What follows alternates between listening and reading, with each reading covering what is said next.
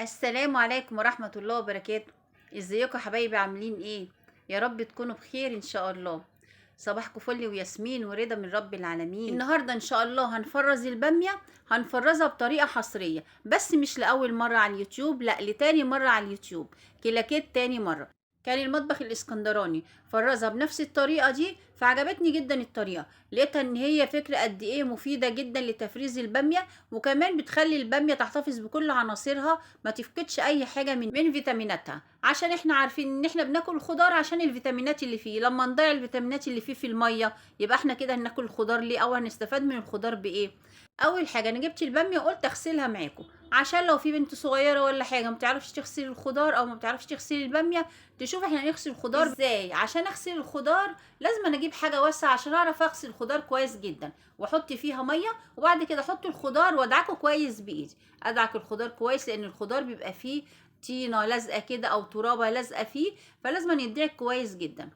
باخد الخضار كذا مره، يعني اخد الخضار كذا مره كده في الميه، وبعد كده بنشله واغير الميه وارجع انزله تاني في الميه بعد ما اكون غيرتها طبعا. وطبعا لو خضار محتاج تنقيه بنقيه الاول وبعد كده بغسله.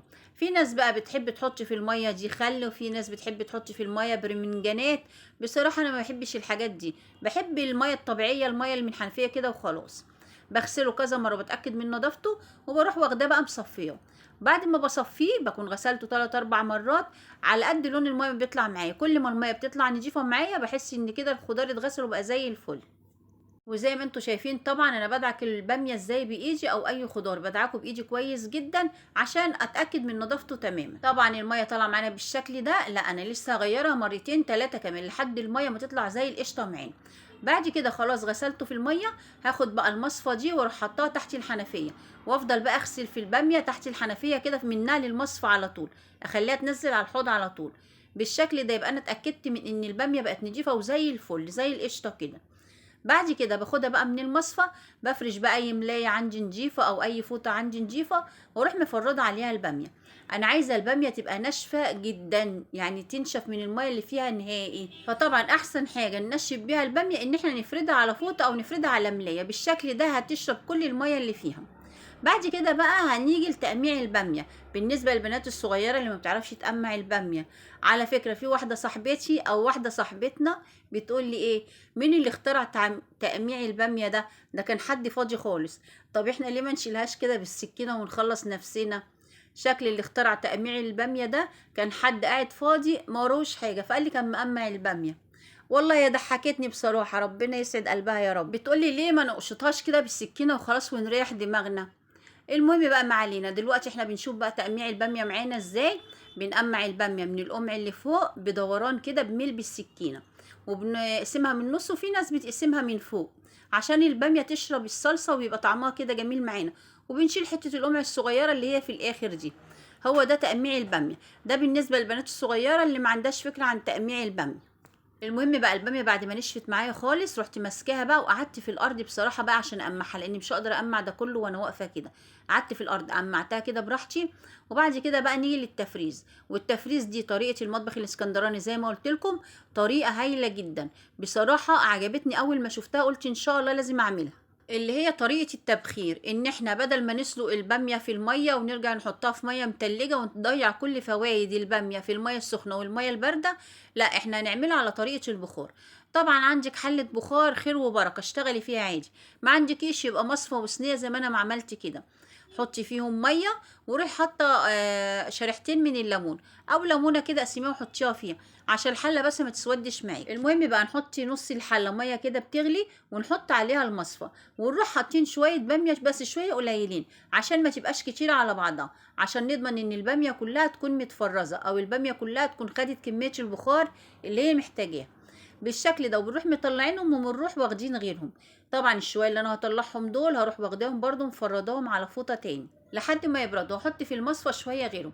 بتاخد لها في المصفى تقريبا كده 10 دقايق. عامه انت هتبقي واقفه جنبها وتبقي متابعاها برضو، وقلبيها تقليبه كده عشان لو في شويه بعيد عن البخار ينزلوا في قلب البخار، عشان كلها تبقى متبخره معاكي وتبقى زي الفل. لحد بقى ما بخلص كل الكميه اللي معايا، كل اللي بيطلع من المصفى باخده افرده على الملايه زي ما انتوا شايفين كده. طبعا على حسب الكميه اللي انت جايباها وعايزه تخزنيها. اظن شكل الباميه يعني بيتحدث عن نفسه. الخضار اللي فيها تحفه، ده كمان الكاميرا كمان ظلماه، واخده لون خضار تحفه. وكمان الباميه ناشفه وزي الفل، وما نزلتش اي ماده من الماده اللزجه اللي بتبقى جواه. الباميه ناشفه زي ما انتم شايفين كده، كانها ما اتدخلتش على ميه خالص ولا دخلت على بخار خالص. طبعا لو انا عاملاها بقى في ميه سخنه ورحت عاملاها كمان في ميه بارده، بيبقى كلها لزجه كده، وكل اللزوجه اللي في قلبها بتخرج معانا في الميه. وطبعا دي كل الفايده اللي فيها وكل الفيتامينات اللي هي مهمه جدا في الباميه. طبعا لما بتنزل يبقى ملهاش اي لازمه الباميه، وملهوش لازمه اكل الباميه اصلا، لان احنا كل الفايده اللي هناخدها منها راحت في الميه خلاص، الميه السخنه والميه المتلجه. لكن احنا بطريقه التبخير طبعا احتفظنا بكل فيتامينات الباميه وكل معادنها جواها، فطبعا كده هتبقى صحيه اكتر ومفيده اكتر. واحنا طبعا من هنا بنشكر المطبخ الاسكندراني على الوصفه الجميله جدا دي، وبنقول لها تسلم ايديك يا ست الكل. وانا بقى عايزاكم تلحقوا تجيبوا لكم شويه باميه حلوين كده وتفرزنوهم وتشيلوهم، تشيلوهم بقى رمضان، تشيلوهم للسنه الجايه. المهم هينفعوكم جدا في التلاجة. عايزاكم كل ما تلاقوا فرصه انكم تجيبوا حاجه وتخزنوها، بدل عندكم فريزر هاتوا وخزنوا.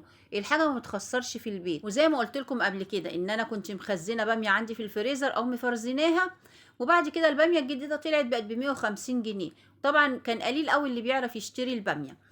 انا كنت بطلع من الباميه دي وبطبخ منها، وطبعا كنت مبسوطه جدا لان الباميه ب 150 جنيه موجوده عندي وانا بعملها، وكانها ببلاش طبعا، لان طبعا الحاجه طالما موجوده عندك كانك ما بتشتريهاش وكانها ببلاش. بعد كده بقى بتعبي الباميه دي في اكياس على قد الطبخه اللي انت هتطبخيها، بقى ربع كيلو، نص كيلو، كيلو، ربع كيلو، على حسب طبعا طبختك هي قد ايه.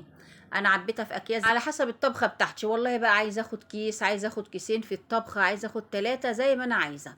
عندك ميزان بقى وعايزه توزني بالظبط توزني، ما عندكيش ميزان ممكن تواربي كده او تويمي كده نص كيلو، ربع كيلو، وتحطيها في الاكياس وتشيليها. الحاجات المتخزنه في البيت دي بصراحه بتبقى ماليه البيت خير.